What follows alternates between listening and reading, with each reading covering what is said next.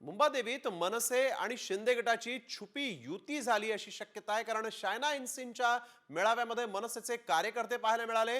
शिंदे गटाच्या आशा मामेडींनी राज ठाकरेंचे आभारही मानले आहेत। काही दिवसांपूर्वी शायना इन्सिननी राज ठाकरेंची भेट घेऊन पाठिंबा देण्याची विनंती केली होती।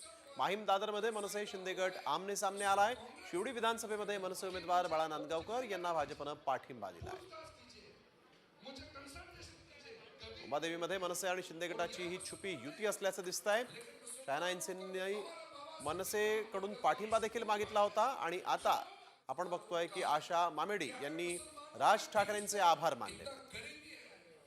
सचिन गाड आमचे प्रतिनिधी यावेळेस आपल्याबरोबर ऑनलाईन वरून जोडले गेलेले आहेत। सचिन, आपण बघतोय दादर माहीम मध्ये कट्टर वैरी आणि मुंबादेवीमध्ये मात्र युती असं चित्र सध्या तरी दिसतंय, काय अधिक सांगाल?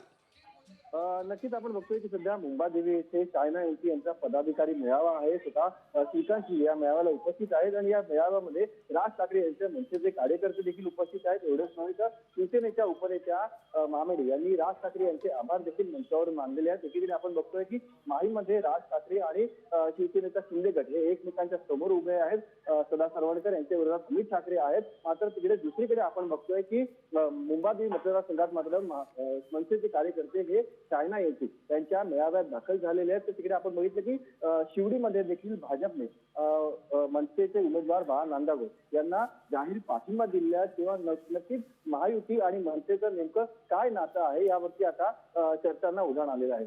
बिलकुल, धन्यवाद सचिन, आपण दिलेल्या सविस्तर माहितीसाठी।